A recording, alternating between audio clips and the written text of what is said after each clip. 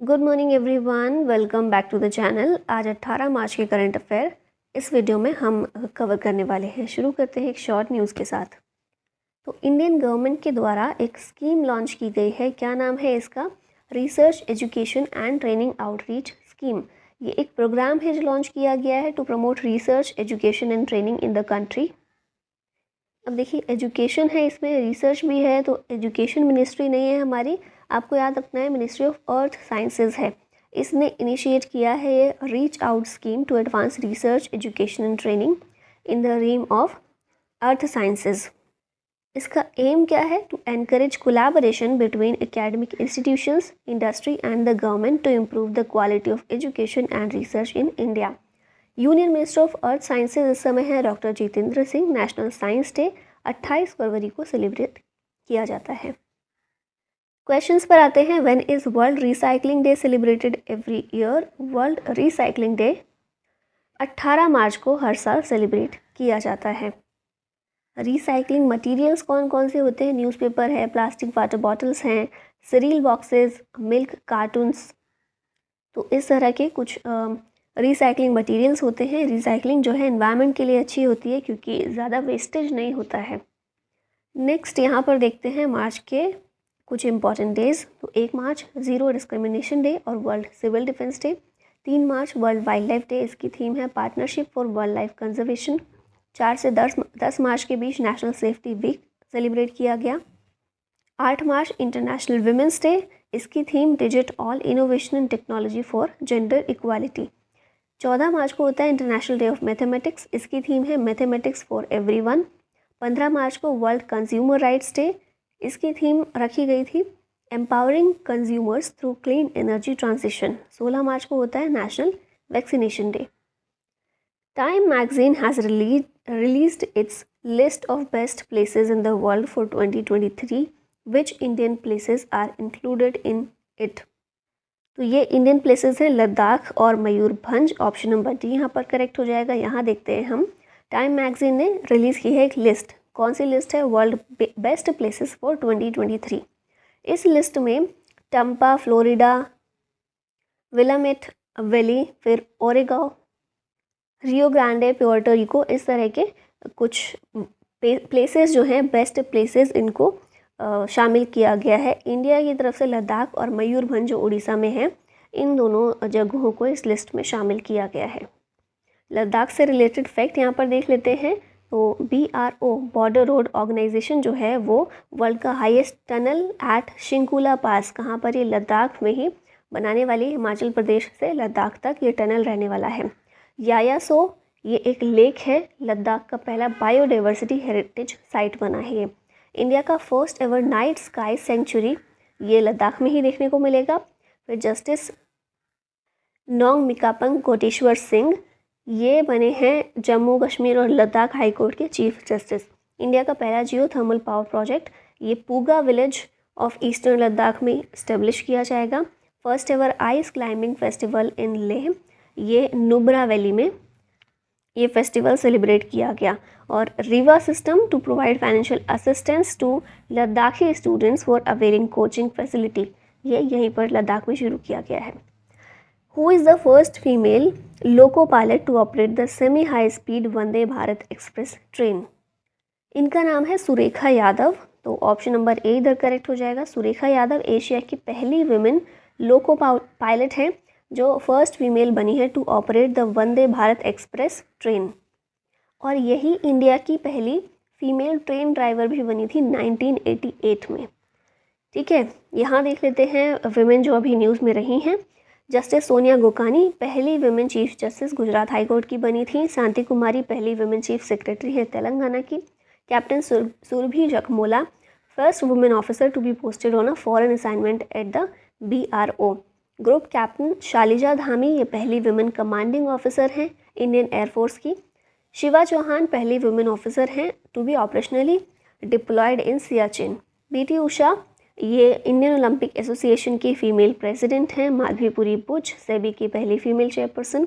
शांतिश्री थुलीपुड़ी पंडित, ये JNU की पहली वाइस चांसलर हैं। Nallathambi Kalai Selvi first ever women DG हैं CSIR की।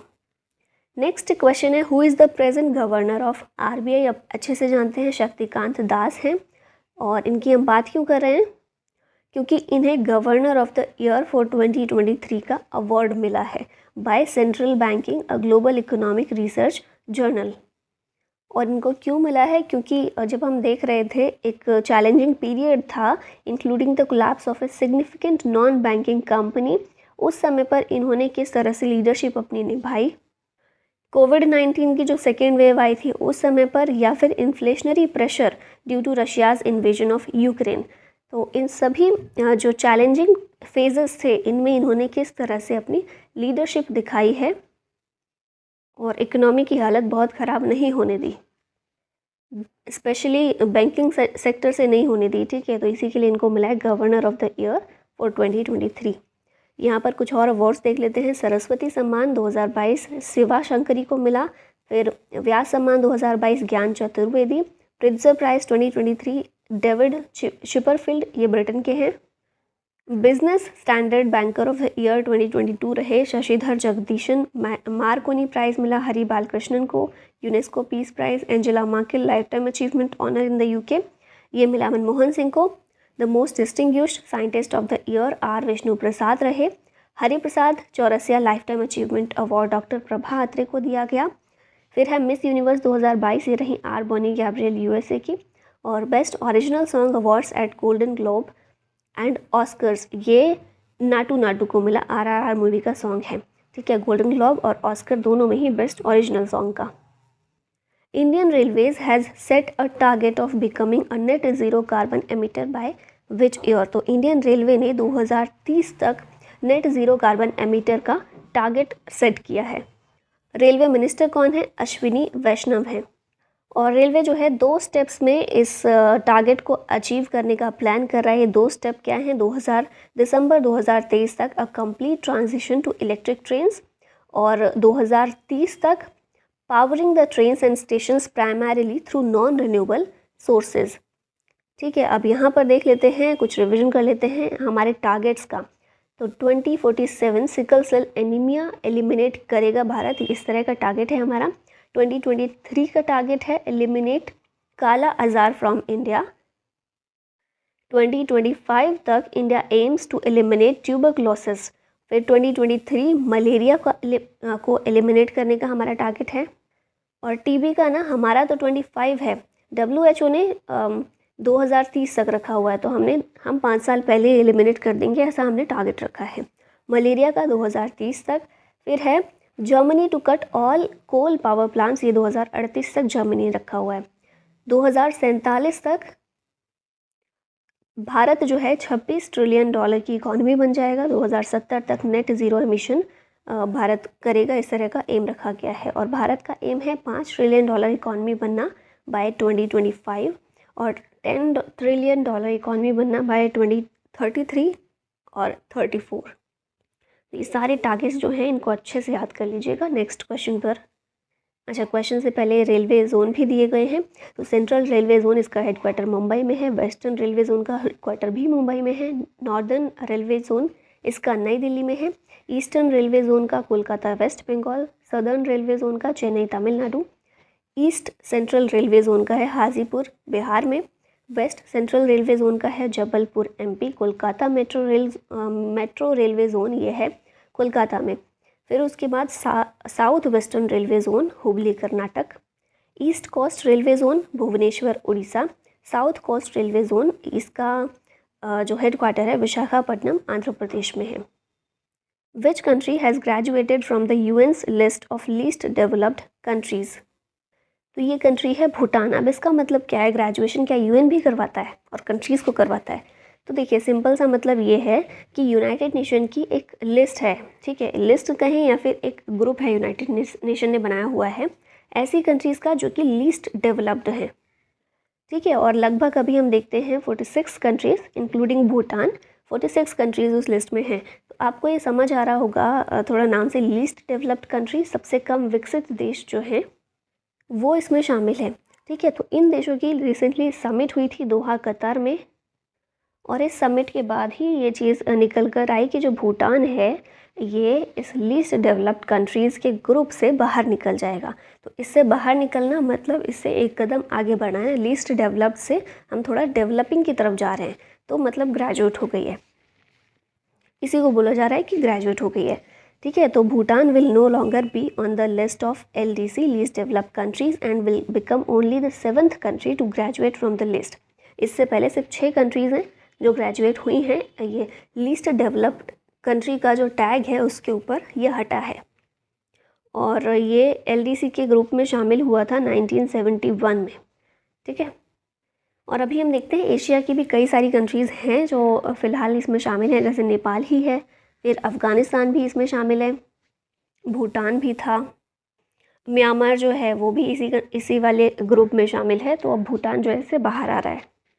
और ये कंट्रीज़ जो होती है ना लीस्ट डेवलप्ड कंट्रीज़, इनको बेसिकली जो डेवलप्ड कंट्रीज़ हैं वो असिस्टेंस देती हैं। ठीक है, कुछ ना कुछ पैसा देती हैं ताकि ये अपना, क्योंकि इन पर टैग क्या लगा हुआ है, कम विकसित देश हैं, मतलब इनके पास इनफ रिसोर्सेज नहीं हैं, है ना। तो इसीलिए जो डेवलप्ड कंट्रीज़ हैं वो रिसोर्सेज प्रोवाइड करने की कोशिश करती हैं ताकि ये कंट्रीज सर्वाइव कर सकें। तो भूटान जो है इस पर से टैग हट गया है, जो कि काफ़ी अच्छी बात है और बहुत प्राउड मोमेंट है भूटान के लोगों के लिए। बाकी आगे देखते हैं यहाँ पर भूटान से रिलेटेड कुछ फैक्ट्स। तो कैपिटल है यहाँ की थिम्फू, करेंसी यहाँ की नगुलत्रम, PM है लोटे शेरिंग। फिर उसके बाद भूटान जो है अपना बॉर्डर 4 इंडियन स्टेट्स के साथ शेयर करता है, असम, अरुणाचल प्रदेश, वेस्ट बंगाल, सिक्किम। और देखिए भूटान बहुत इंपॉर्टेंट भी है क्योंकि ये न्यूज़ में काफ़ी आ रहा है ना, हम काफ़ी बार इसको डिस्कस कर चुके हैं, तो इसीलिए चांसेस बन जाते हैं कि एग्ज़ाम में कुछ पूछ लें इससे रिलेटेड, तो याद रखनी है ये सारी चीज़ें। इंडिया और चाइना के बीच बफर के रूप में है ये, भूटान और नेपाल दोनों ही बफर का काम करते हैं इंडिया और चाइना के बीच। फिर सक्तिंग वाइल्ड लाइफ सेंचुरी, ये भूटान में लोकेटेड है, कुछ समय पहले न्यूज़ में थी। इंडिया ने 3 हाइड्रो इलेक्ट्रिक प्रोजेक्ट्स भूटान में कंस्ट्रक्ट किए हैं। क्या नाम है इनका? Chukha hydroelectric project, Kurichhu है और ताला है। और भूटान बनी है पहली country to adopt UPI unified payment interface standards to India standards of India for its quick response code. Who has been appointed as the United Nations Coordinator for Tajikistan? इनका नाम है KR पार्वती या पर्वती, इनको ज़्यादा बोलना ठीक रहेगा। इंडियाज़ कविल मैडम रामासामी पर्वती, इनको अपॉइंट किया गया है United Nations coordinator for Tajikistan by UN secretary general Qatar. पहले ये UN की एक मेंबर थी। She played an important role in the world food programme in countries like Turkey and Afghanistan. यहाँ पर जल्दी से अपॉइंटमेंट्स रिवाइज कर लेते हैं।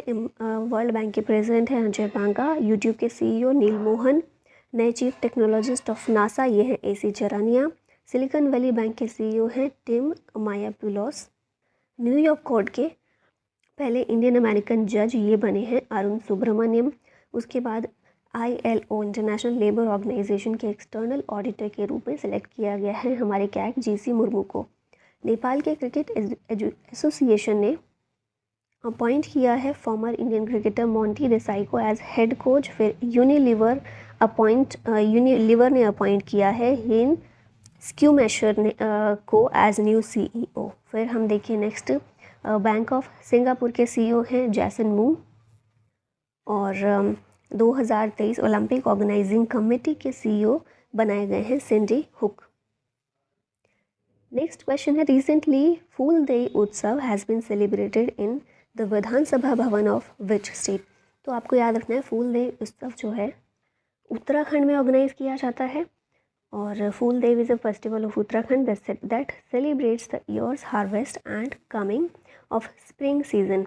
UK में कुछ और फेस्टिवल्स भी हैं जैसे कुंभ मेला है, बसंत पंचमी, ब्याली, हरेला, होली, मकर संक्रांति, काले कौवा या फिर इसे घुघुटिया भी बोलते हैं, फूल देईज और गंगा दशहरा। यहाँ उत्तराखंड से रिलेटेड फैक्ट दिए गए हैं। गवर्नर हैं गुरमीत सिंह, CM है पुष्कर सिंह धामी। 9 नवंबर 2009 को उत्तराखंड के स्टेट के रूप में स्थापना हुई थी। उत्तराखंड में इस्टेब्लिश किया जाएगा first electric pilgrimage corridor of the country. फिर उत्तराखंड गवर्नमेंट 2025 तक स्टेट को ड्रग फ्री बनाएगा।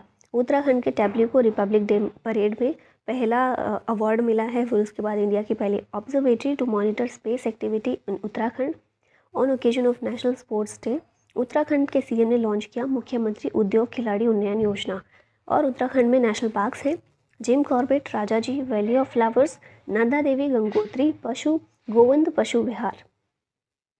अगला क्वेश्चन है, who has been appointed as the new chairman of pension fund regulatory and development authority. PFRDA जो है इसके न्यू चेयरमैन के रूप में अपॉइंट किया गया है दीपक मोहंती को। ये जो है फॉर्मर एग्जीक्यूटिव डायरेक्टर रह चुके हैं RBI के और PFRDA के मेंबर भी रह चुके हैं। अभी इन्हें चेयरमैन बना दिया गया है। इनसे पहले सुप्रतिम बंदोपाध्याय इसके चेयरमैन थे, अभी इन्हें रिप्लेस कर देंगे ये। नेक्स्ट क्वेश्चन है, one web will launch 36 satellites with which organization for low orbit connectivity. इसका आंसर होगा ISRO. One web is now targeting its launch which will see deploying 36 satellites with ISRO. और ये लॉन्च जो होगा सतीश धवन स्पेस सेंटर से होगा श्रीहरिकोटा में। इंडिया वाली जो लॉन्च है ये तीसरी लॉन्च होगी इस साल की, completing one web's first generation LEO constellation. ये स्कीम्स हैं कुछ सेंट्रल गवर्नमेंट के द्वारा जो लॉन्च की गई हैं, जैसे डिजिटल इंडिया है 1 जुलाई 2015, स्वच्छ भारत अभियान 2 अक्टूबर 2014, नमामि गंगे प्रोग्राम जून 2014, प्रधानमंत्री कौशल विकास योजना 2015, प्रधानमंत्री जनधन योजना 28 अगस्त 2014, प्रधानमंत्री स्वास्थ्य सुरक्षा योजना 22 जनवरी 2015, प्रधानमंत्री मुद्रा योजना 8 अप्रैल 2015, अटल पेंशन योजना 9 मई 2015, दीनदयाल उपाध्याय ग्राम ज्योति योजना 25 जुलाई 2015, प्रधानमंत्री फसल बीमा योजना 18 फरवरी 2016। अब लास्ट में ये क्वेश्चन है आप लोगों के लिए, which cricketer has been appointed by Jio Cinema as its brand ambassador. Options हैं MS धोनी, विराट कोहली, सूर्य कुमार यादव या फिर मोहम्मद सिराज। आंसर कीजिएगा कमेंट बॉक्स में। इसी के साथ होता है वीडियो का अंत। Thank you so much for watching.